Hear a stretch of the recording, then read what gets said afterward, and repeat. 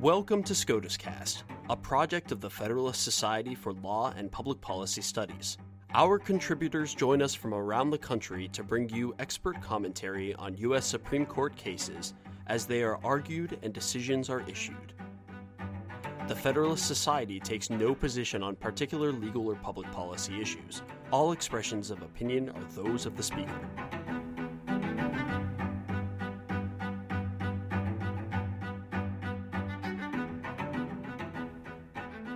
Thank you for joining us for this post-decision episode of SCOTUscast. I'm your host, Spencer Karen.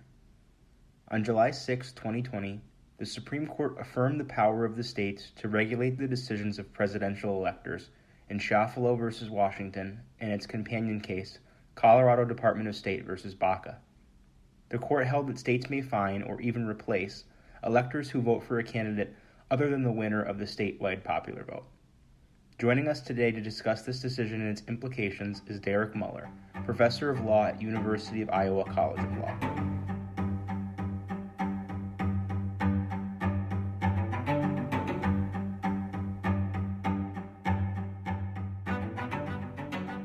This is a long-awaited decision about faceless electors from the 2016 presidential election.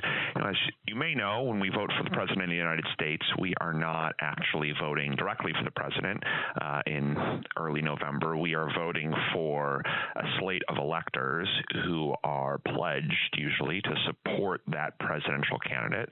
And the Electoral College convenes in late December to cast the formal votes for the President of the United States. And for a long period of time now, really since after the election of George Washington, we've expected that electors sort of align with a particular candidate or a particular party. They've cast a vote consistent with that expectation of the voters. And there have been occasional instances where what we describe as faithless electors, electors who vote in a way contrary to those expectations or the desires of the voters. But they've rarely exercised this sort of independent judgment that maybe the framers, or at least some of the framers, had anticipated they would exercise.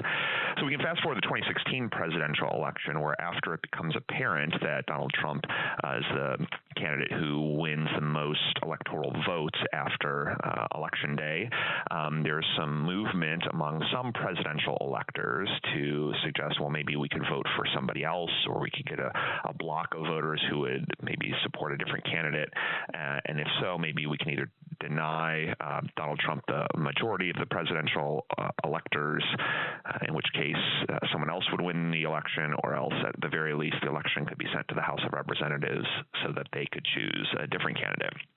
And so there were a number of these efforts throughout the country in different states, and two of them sort of came at issue here. One, out of Washington state, there were 4 electors who cast votes for candidates other than Hillary Clinton, who won the popular vote in the state, and 3 of those electors voted for Colin Powell for president and various candidates for vice president. They were each fined under Washington state law $1,000 for breaching sort of their pledge.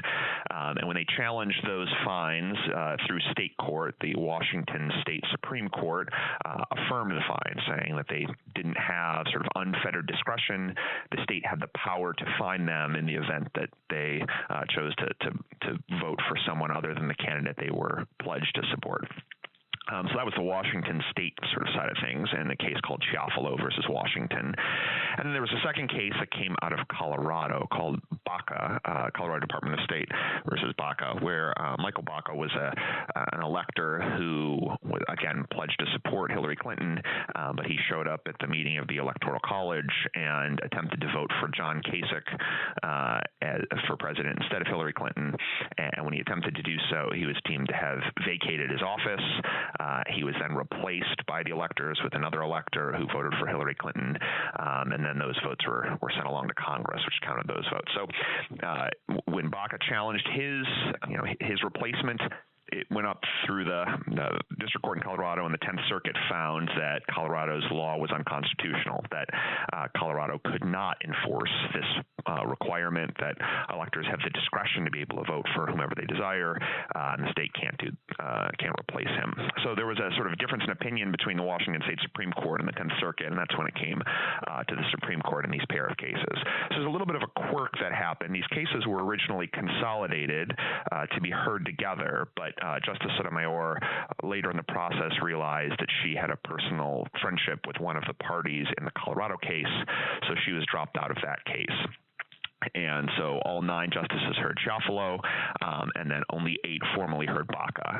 So the Supreme Court issued its decision today, and the approach it took was one that a lot of people had speculated, which is that the principal opinion in Chiafalo, which involves all 9 justices, was sort of one that was issued, and then there was a very brief per curiam opinion in Baca with Justice Sotomayor recused, saying, go back and see Chiafalo for the same reasoning. So for the most part, these cases are decided together, except for this sort of one technical distinction that happened here. So in Chiafalo, the decision of the court is unanimous, or at least the result is unanimous.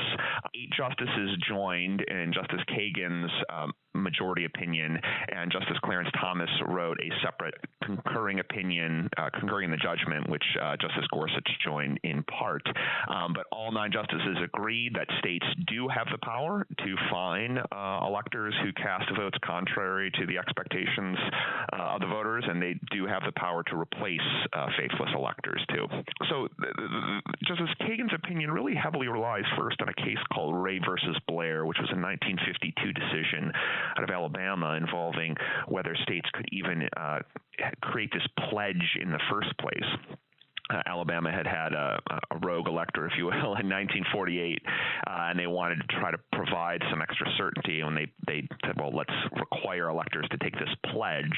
There was no enforcement mechanism in place, just sort of a requirement that you take the pledge. And the court there said, for a long time, electors have been sort of exercising not their independent judgment, but essentially acting on behalf of the voters who have selected them to essentially act as their agents. And so requiring them to take a pledge is something that the Constitution doesn't forbid states from doing. So states could require electors to take a pledge. Now, the enforceability of that pledge was something that was in dispute until this case, and the court sort of, again, relies on this long-standing practices kind of understanding that really electors have been very consistently faithful in terms of the votes they cast.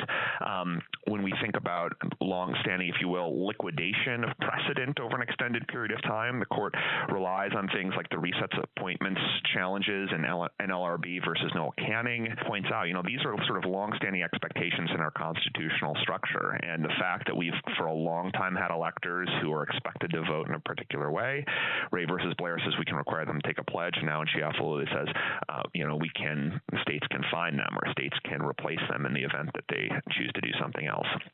And the court's majority opinion is really deferential to the states because there's a line Justice Kagan uses where she says the Constitution is bare bones about electors, right? And if the Constitution doesn't have very much, it has this sort of brief mention of appointment and process and how we count votes and how we transmit lists to Congress. Without much else there, the Constitution is fairly silent, and if that's the case for the majority, that means broad discretion given to the states to control the manner of appointing presidential electors. That can include fining faithless electors or replacing them. And the electors' argument when they raise this claim is say, look, the Constitution includes these phrases like elector and ballot and vote. And when you see words like this in the Constitution, these are words that suggest a kind of independent choice, right? The opportunity to exercise judgment. Ballots are supposed to be private or secret.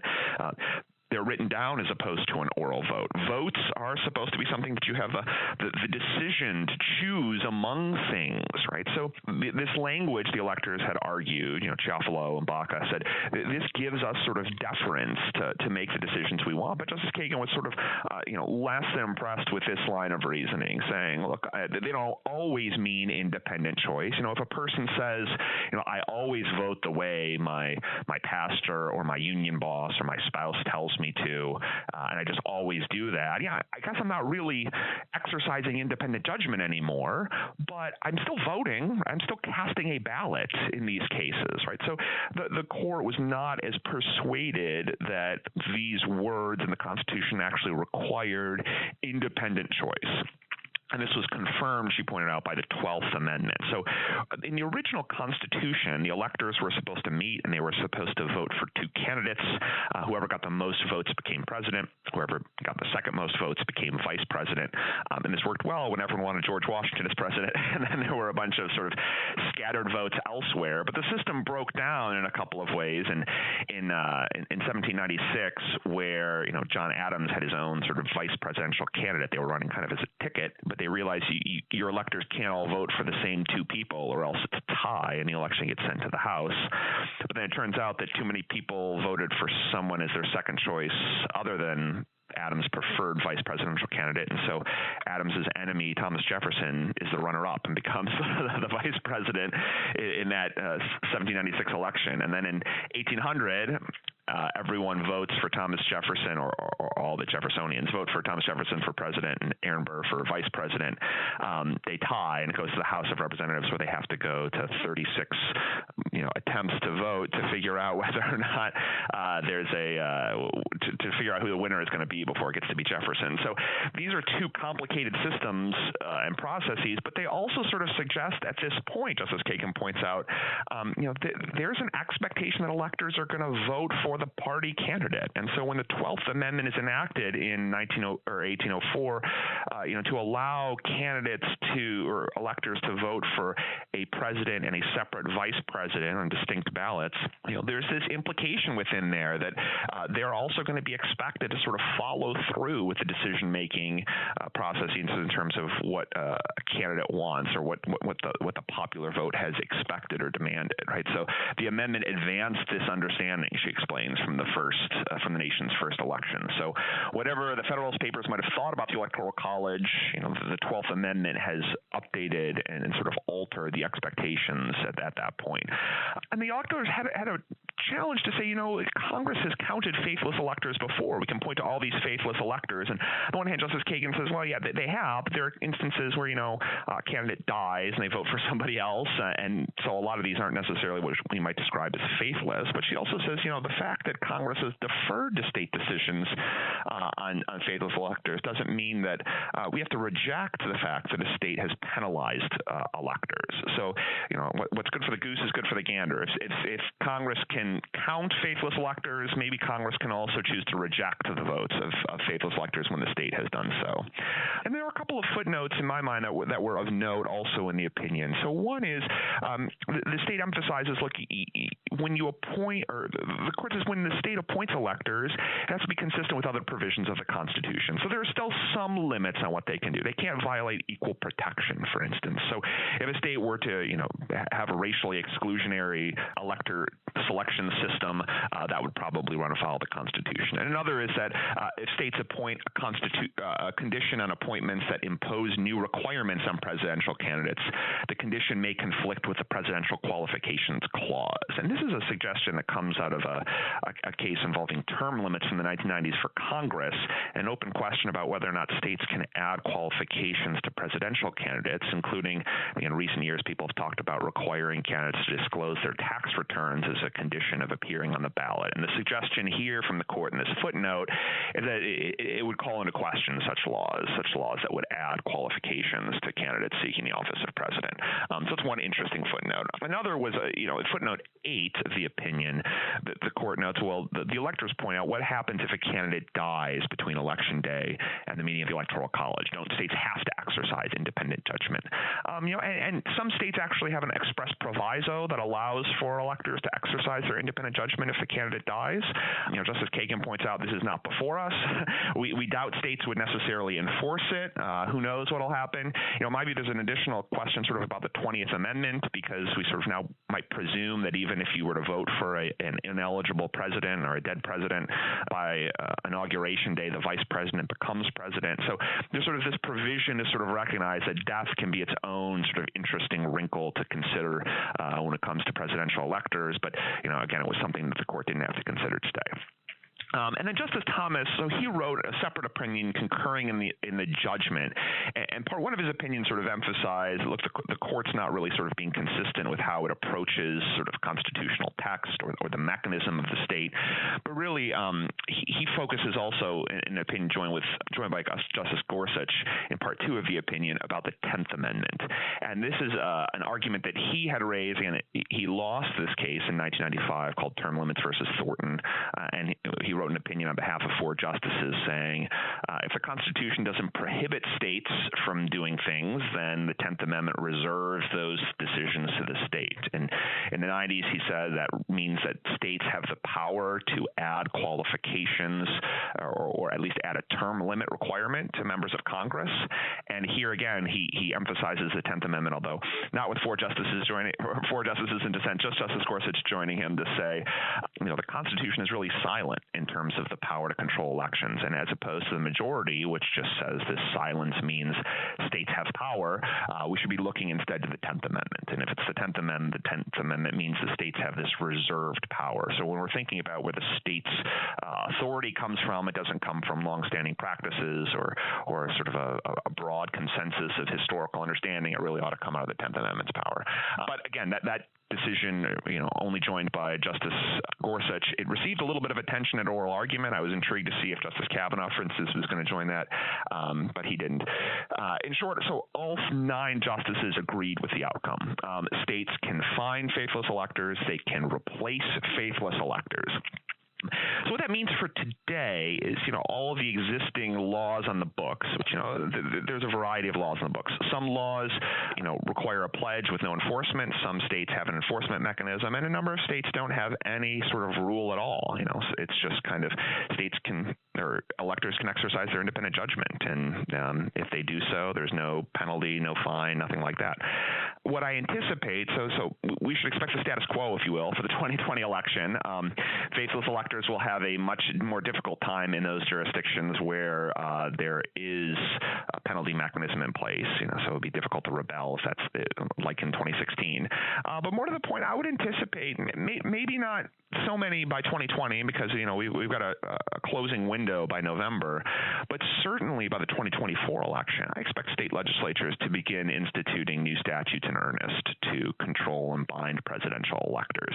I think the activities of 2016 highlighted this sort of weakness in the system for many. Voters don't expect when they vote for Hillary Clinton, they don't expect their elector to then show up on the meeting of the Electoral College and vote for Colin Powell or John Kasich, right? So my anticipation is states will begin to enact new statutes that will bind presidential elector discretion, probably more that will replace them rather than just fine them. But that remains an open question, but certainly a green light to legislatures to sort of alter how their presidential electors are chosen.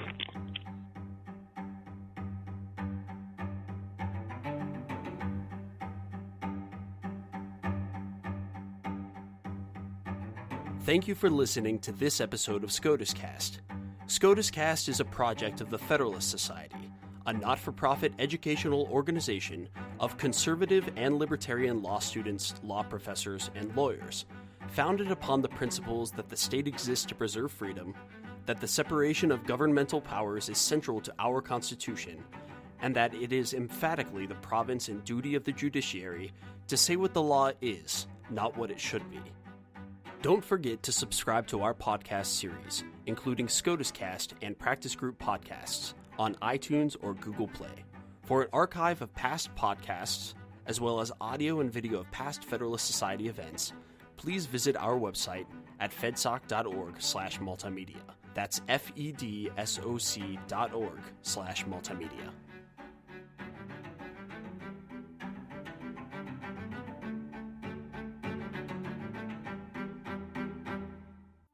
This has been a FedSoc audio production.